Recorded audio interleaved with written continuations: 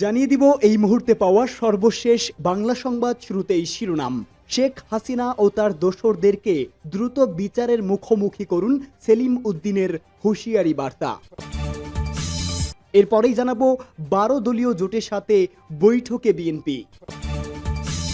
এরপরেই থাকবে ফ্যাসিজম দুনিয়া ও আখিরাতে কারো জন্যই কল্যাণকর নয় বলে জামায়াত আমিরের বার্তা। এদিকে আবারও সড়কে তিতুমির কলেজের শিক্ষার্থীরা, মহাখালী ও গুলশান সড়কে যান চলাচল বন্ধ। এবং সর্বশেষ জানিয়ে দিব আন্দোলনকারীদের সরাতে লাঠি পেটা নয়, অনুরোধ করবে পুলিশ। এতক্ষণ শুনছিলেন সংবাদ শিরোনাম, এবারে বিস্তারিত। শেখ হাসিনা ও তার দোসরদের দ্রুত বিচারের মুখোমুখি করুন সেলিম উদ্দিনের মন্তব্য। বাংলাদেশ জামায়াতে ইসলামের কেন্দ্রীয় নির্বাহী পরিষদ সদস্য ও ঢাকা মহানগরী উত্তরের আমির মোহাম্মদ সেলিম উদ্দিন বলেছেন, এই সরকারের কাছে জনগণের বড় দাবি ছিল তারা জুলাই আগস্টের গণহত্যাকারী ফ্যাসিস্টদের বিচার করবে। তিনি বলেন, বিচারের দীর্ঘসূত্রতার কারণেই ফ্যাসিবাদীরা নতুন কর্মসূচি দেওয়ার দুঃসাহস দেখিয়েছে। এ সময় তিনি শেখ হাসিনা ও তার দোসরদের অবিলম্বে বিচারের মুখোমুখি করার আহ্বান জানান। রাজধানীর উত্তরা পশ্চিম অঞ্চল আয়োজিত বৈষম্য বিরোধী আন্দোলনে শহীদ মুগ্ধ মঞ্চ সহ উত্তরার বিভিন্ন জায়গায় আওয়ামী দুর্বৃত্ত কর্তৃক নাশকতার প্রতিবাদে এবং জুলাই আগস্ট গণহত্যায় খুনিদের গ্রেপ্তার ও বিচারের দাবিতে আয়োজিত বিক্ষোভ মিছিল ও পথসভায় প্রধান অতিথির বক্তব্যে তিনি এসব কথা বলেন। মিছিলটি আবদুল্লাহপুর থেকে শুরু হয়ে হাউস বিল্ডিং হয়ে উত্তরার বিভিন্ন সড়ক প্রদক্ষিণ করে বাংলাদেশ মেডিকেল কলেজের সামনে আয়োজিত পথসভায় গিয়ে শেষ হয়। 12 দলীয় জোটের সাথে বৈঠক বিএনপির। 12 দলীয় জোটের শীর্ষ নেতাদের সঙ্গে বৈঠকে বসেছেন বিএনপি নেতারা। গুলশানে বিএনপি চেয়ারপারসনের রাজনৈতিক কার্যালয়ে এই বৈঠক শুরু হয়। বিএনপি মিডিয়া সেলের সদস্য সাইরুল কবির খান এ তথ্য জানান। বৈঠকে বিএনপির স্থায়ী কমিটির সদস্য নজরুল ইসলাম খান, 12 দলীয় জোট নেতাদের মধ্যে মোস্তফা জামাল হায়দার, শাহাদাত হোসেন সেলিম, নুরুল আমিন ব্যাপারী, ফারুক রহমান, সৈয়দ এহসানুল হুদা, রাশেদ প্রধান, শামসুদ্দিন পারভেজ, আব্দুল করিম ও আবুল হাশেম উপস্থিত রয়েছেন। এ সময় 12 দলীয় জোটের সঙ্গে বিএনপির সমঝোতার কথা উল্লেখ করা হয়।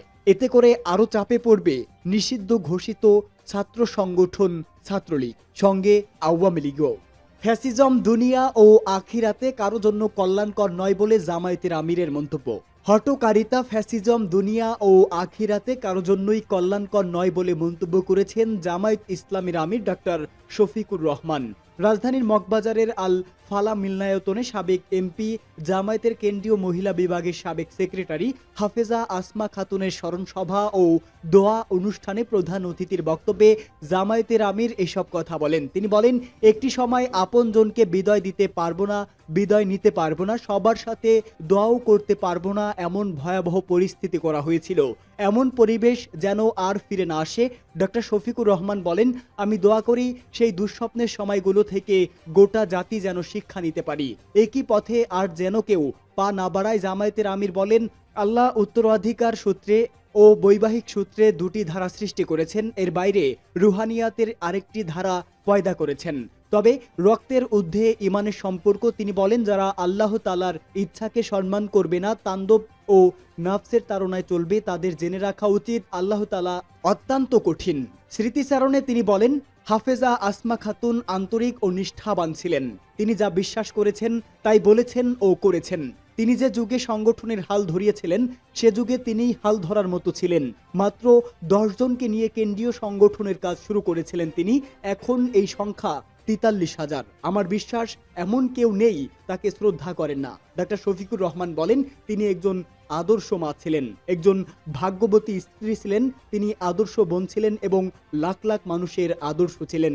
তার পরিবারের যে যেখানে আছেন সবাই জামায়াতের জন্য বিরল ভূমিকা রেখেছেন।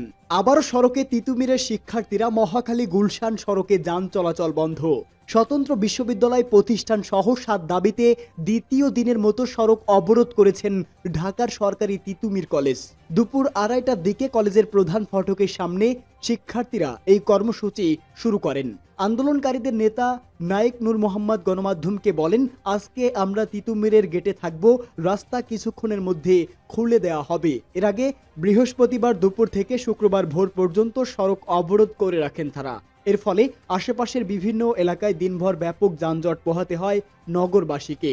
শুক্রবার ভোরে শিক্ষার্থীরা সড়ক ছেড়ে দিলেও তাদের কয়েকজন আমরণ অনশন কর্মসূচি চালিয়ে যান। পরে জুমার নামাজের পর তাদের সতীর্থরা মিছিল নিয়ে মহাখালীর আমতলী ঘুরে এসে সড়ক অবরোধ করেন। তবে ছুটির দিন হওয়ায় এদিন আশেপাশের সড়কে তেমন প্রভাব পড়েনি। এ বিষয়ে গুলশান ট্রাফিক বিভাগ ফেসবুক পোস্টে বলেছেন, গতকালের মতো আজ কিছুক্ষণ আগে ছাত্রছাত্রীরা তিতুমির কলেজের সামনে সড়ক বন্ধ করে দিয়ে আন্দোলন করছেন। ফলে মহাখালী আমতলী হয়ে গুলশান ১ এর দিকে এবং গুলশান ১ থেকে আমতলীমুখী যানবাহন চলাচল বন্ধ রয়েছে। আন্দোলনকারীদের সরাতে লাঠি পেটা নয়, অনুরোধ করবে পুলিশ। সড়ক অবরোধ করে আন্দোলনকারীদের সেখান থেকে সরিয়ে দিতে বা পরিস্থিতি নিয়ন্ত্রণে নিতে পুলিশ বাহিনীর সদস্যরা কোনো বল প্রয়োগ বা লাঠিচার্জ করবে না বলে জানিয়েছেন ঢাকা মহানগর পুলিশের কমিশনার শেখ মোহাম্মদ সাজ্জাদ আলী। বরং আন্দোলনকারীরা যেন রাস্তা না আটকায় সে বিষয়ে তিনি বিনীত অনুরোধ করছেন বলে জানিয়েছেন তিনি। সোহরাওয়ার্দী উদ্যানে অমর ২১শে বইমেলার নিরাপত্তা নিয়ে সাংবাদিকদের ব্রিফিংয়ে কথা বলেন তিনি। ৫ আগস্ট গণ অভ্যুত্থানের পর থেকে শহরের বিভিন্ন গুরুত্বপূর্ণ পয়েন্ট আটকে বিভিন্ন পক্ষের অবস্থান কর্মসূচি ও এতে সৃষ্টি যানজটের বিষয়ে পুলিশের ভূমিকা নিয়ে সাংবাদিকদের প্রশ্নের জবাবে ডিএমপি কমিশনার বলেন, আমি অনেকবার অনুরোধ করেছি কেউ যেন রাস্তা না আটকায়, কিন্তু প্রতিদিনই এমন ঘটনা ঘটছে। আমরা এদেশের পুলিশ হয়ে এদেশের মানুষের উপর লাঠি চার্জ করতে পারি না। আমি আমার সকল কলিগকে বলে দিয়েছি কেউ যেন লাঠি চার্জ না করে। রাস্তা বন্ধ করে আন্দোলনের ফলে জনদুর্ভোগের কথা তুলে ধরে তিনি বলেন, একটা লোক অ্যাম্বুলেন্সে অসুস্থ হয়ে আসতে পারছে না, একজন বৃদ্ধ মানুষ বা একজন নারী তিনি যেতে পারছেন না। উত্তরা থেকে রওনা করে মতিঝিল পৌঁছাতে 7 ঘন্টা লেগে যাচ্ছে। হরবিল কন্ডিশন। সো আমি রিকোয়েস্ট করছি সবাইকে। তিনি আরো বলেন, আমি বিনীতভাবে অনুরোধ করছি, পট পরিবর্তনের পরে আমাদের পেশাগত দায়িত্ব এবং কর্মধারা পরিবর্তন করছি। আমি ক্ষমা চেয়ে নিয়েছি, আমার আইজিপি ক্ষমা চেয়ে নিয়েছেন যে আমার পুলিশ আপনাদেরকে মারতে চায় না, আমরাও মারতে চাই না।